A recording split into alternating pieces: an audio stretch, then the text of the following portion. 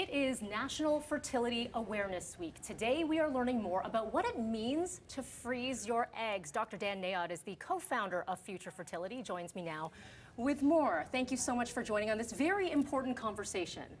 This stat that we see thrown around all the time for Canadians, 1 in 6 struggle with fertility. I remember that number, that stat being thrown around, a good 15 years ago, and that's sort of the number that we are still seeing today. So clearly, we struggle.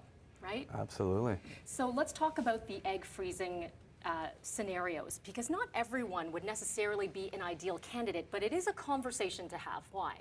Well, it's because we're born with a set number of eggs, and as we age, both the quality and quantity decrease. Up to now, we've not found any technology to reverse that or delay it. So we really have two options. We either try to get pregnant as soon as we're ready, or we try to preserve our fertility by freezing our eggs for the future.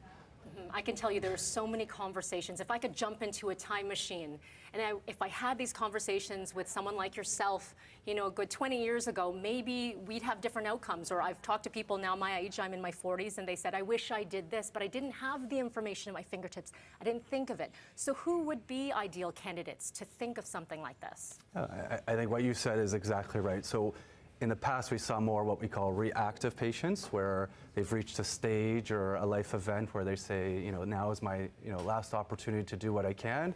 But now we're seeing a lot more proactive patients, people who understand their biology and want to get ahead of it and freeze as many eggs and higher quality eggs while they can. You're seeing the age of people who are having babies much older than what it was several years ago. That's playing a factor as well, I assume, when it comes to quality and quantity of eggs. Absolutely.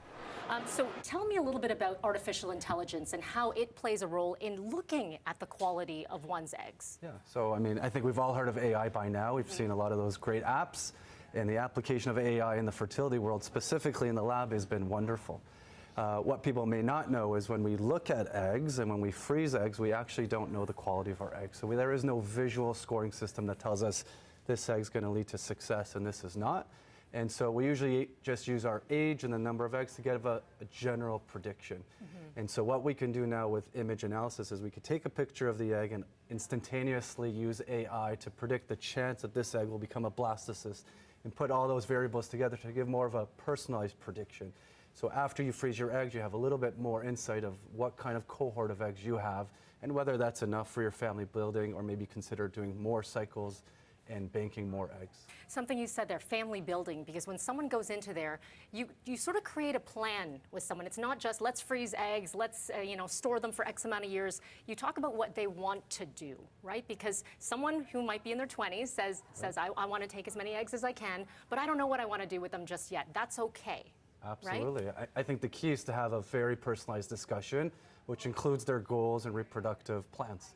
And not everyone's is the same, so we can't make an assumption. But you've got to explain to them their current scenario, their options for the future, and let them personalize their goals.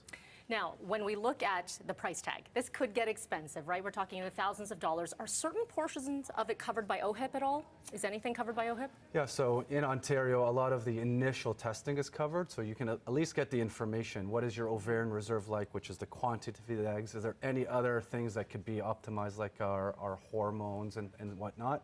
But the actual treatment is not covered unless there's a medical reason you need to go through egg freezing, which is the case. Sometimes people are about to go through chemotherapy or surgeries on their ovaries where we know those eggs are going to be impacted. So that's a scenario where it would be covered, but most of the time it's not. But some people have insurance coverage and some people have to pay it out of pocket. So I'd say at the end of the day, it is worth having these conversations with your medical professionals now. Whether or not you think you may want to have children now, down the road or whatever, have a look at your options, what you can do with someone like yourself, talk to your GP, even budget things out, because you never know what could happen down the road. And this is a great reminder this week for those who can become successful. But at the end of the day, some people are not successful, and then there become other options, right? So all of these are just great pieces of information and tools. Where can people go to learn anything more? Any websites that they can go to? So the CFAS, which is the Canadian Fertility Andrology Society, or Fertility Matters Canada, is sort of our national advocacy websites. A little bit of Future Fertility. What we do is, we can find you clinics that have our technology that are already applying AI to these eggs. Yeah, you said that there are about 100 in the world doing this right now, and yours is one of those. Yeah, there's a few in the Toronto area. Okay, great. Dr. Dan, thank you so much for your time. A pleasure. Thanks for having me. Thank you.